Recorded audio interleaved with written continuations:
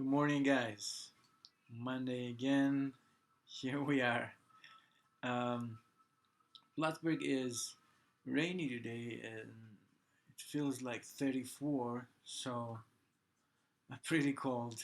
Uh, Hopefully, wherever you are, the weather is better, you're safe, and you're healthy. So, for this week, as you can see, we'll have marketing, and then we'll have one more week, professional behaviors, and then we have finals week. Right? Pretty amazing. We're almost done. Let's finish strong. And as we're going, towards final week, I'm gonna give more information about our FLO.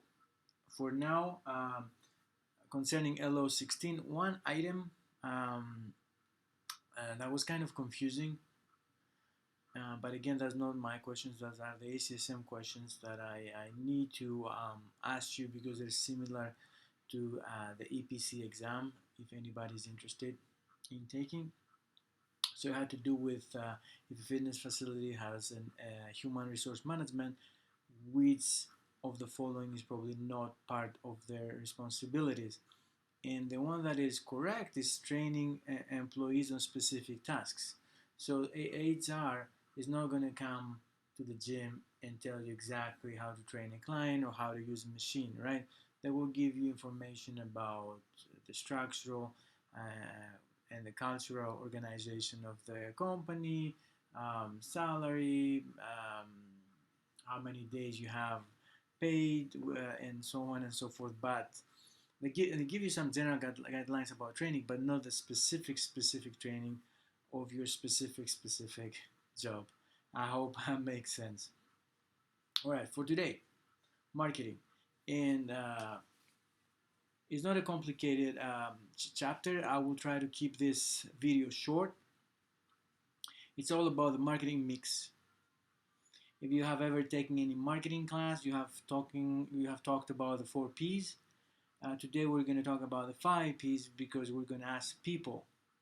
The other 4 are place, product, price, and promotion. And we're going to break them all down one by one.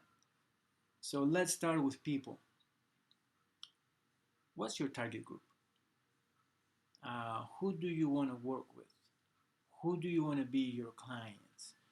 And which are the characteristics? Are they old? Are they young? Do they have chronic diseases? They don't.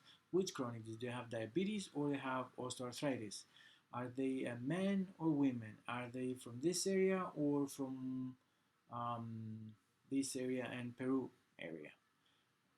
Are you going to work online?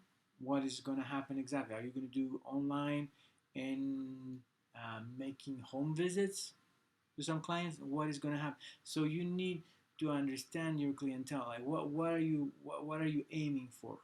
Which are the people that you would like to train, right? And there are a lot of demographic analysis based on geographic areas, and if you know that information, you can decide accordingly when you are about to market, when you're about to make some decisions about marketing. And for example, we know that people that reside around a gym 1 to 5 miles have higher probability of being active than anybody else. So that's something that we could use. In general, concerning demographic information, we need to know a number of households, number of people, household income, and then gender breakdown for sure. CDC says that 75% of all adults in the US are active, which means your marketing strategy has a lot of people that could potentially react to that, to your campaign. And then ACSM every year publishes the 20 fitness trends, and in our book is the 2016. Right now we have 2020, and guess what? Wearable technologies again number 1, and actually it was for the first year that ACSM published fitness trends for Europe. Anyway, you can find these PDFs, these papers online for free if you're interested. All right, let's go to product. What are you selling? Is it tangible or intangible? In our case, because most of the time, we're talking about service, it's intangible. And you need to understand, regardless of the type, that you are part of that product. And most of all, and most importantly, you need to believe in your product first before you market it. And your expertise and your knowledge is part of that program. Now, whatever you are selling, make sure it aligns with the needs of the clients that you're going for, that you just identified. And in most cases, about improving health or appearance. So make sure whatever you are trying to sell aligns with their needs. Let's go to number 3. Place is where the product is being purchased or delivered. So are you going to use a physical location, a health club, a gym, or are you going to go online, right? And we need to understand that different place, different marketing strategy. So maybe if it was about a gym, you want to talk about location, of course. You want to talk about the gym. You want to talk about the machines that you have. You want to promote cleanliness and so on and so forth. If it's online, maybe you want to promote quick reply, availability, and things that are different that you would promote if you had a different place, such as a physical location. Number 4, price is very, very crucial, but it is complicated. And what I'm trying to say is, first of all, we have a cost of delivery. Cost of delivery in our case would be an example. I want to use some different examples than the book. If I'm coming to your place to train you, the cost of delivery would be me coming to you and gas and using my own car and so on and so forth. If it was online, it would be Wi-Fi connection. Anything like that has to be added in the cost, right? Because the cost will help us identify pricing. Now, how much would you price your product?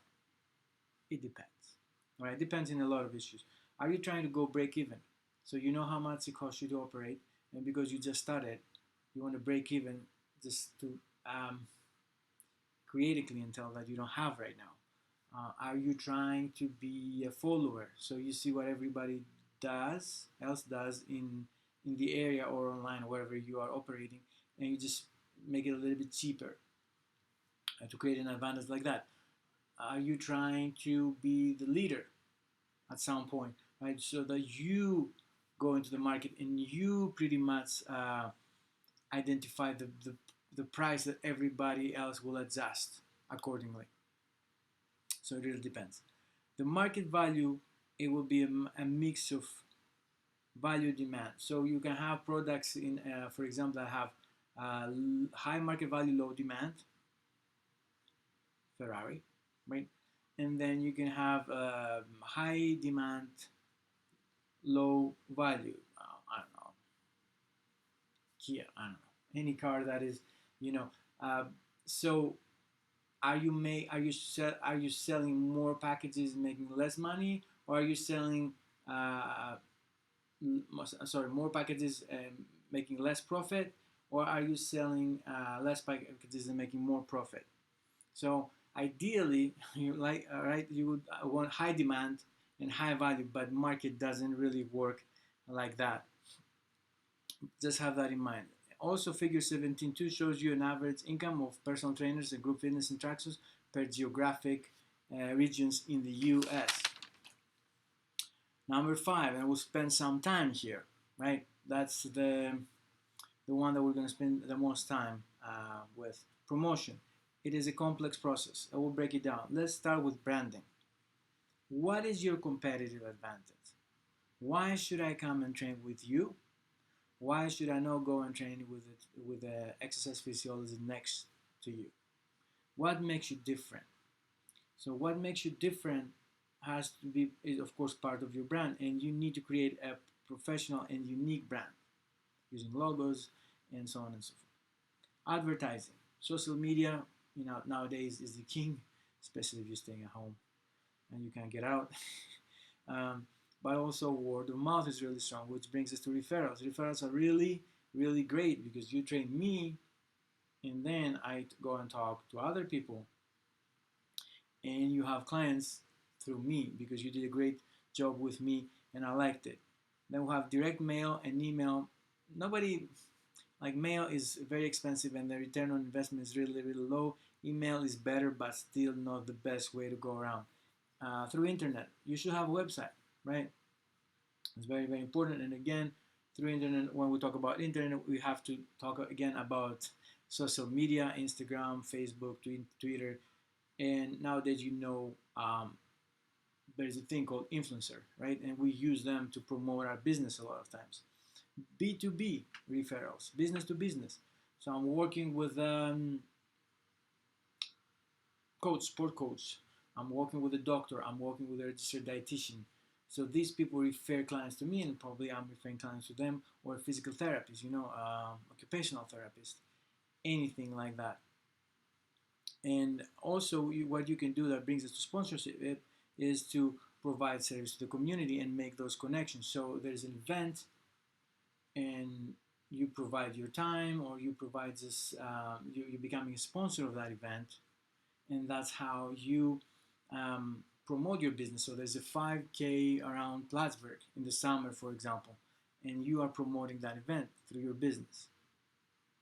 I hope it makes sense. And of course, personal sales. Personal sales are very important, whether you work for a company or you just by yourself. And we have a lot of examples of people that left, graduated this program, and personal sales were really, really important in their future, in the jobs that they took right upon graduation. So you need to be able to close a deal, which brings us to our last topic for today.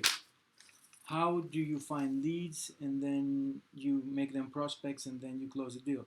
Lead is everybody that fits that profile that we talked in the very beginning of your target group, and maybe has expressed interest, not for you, maybe for others. Maybe you see that you like specific groups on Facebook, and or uh, he's in the gym working out by himself or herself. So right, that it is a potential lead. Anybody who's a lead is a potential lead that can be a potential client. So then you have to have a system of approaching those leads and make them turn them into prospects. A prospect is somebody who has expressed a need to work with you after that initial contact. So now you're close. You have to become familiar with that prospect and make sure you use whatever information you have to understand their needs and adjust your product, and make sure you understand why they're interested, and eventually close the deal. By closing the deal is you have to have some options for me and satisfy my needs. Since now you not only I'm in your target group, but also my needs, my specific needs. So now you have to give me those options, and at the very end you need to actually ask the question, what kind of option is the best for me, how many sessions should we do, actually ask the question, so as to close the deal. And then we'll have public relations, that the last part we're going to talk about today. Adds an emotional component in all this. You can have a news release, you can have a weekly blog. For example, I started writing in Medium, right? And at the end of the day, what you're trying to do is have more exposure and add value to your brand, and increase customer satisfaction, increase customer trust from their side, right? In any way, whatever you're trying to communicate through public relations, it has to be concise. You have to be very, very clear, and not use terminology that the people that you are trying to approach, you think that they wouldn't understand it. That's all for today. We are at almost 15 minutes, which is great. I want you to understand that although it looks a little bit weird as a chapter for a class like X fees, exercise science, we need to understand the marketing component of exercise science. And the basic idea here was to understand the marketing mix, which are the 5 P's. Let me know if you need anything. Have an awesome week. And if nothing else comes up, I'll see you next Monday. All right? In the meantime, lift intentionally, not habitually. Bye, guys.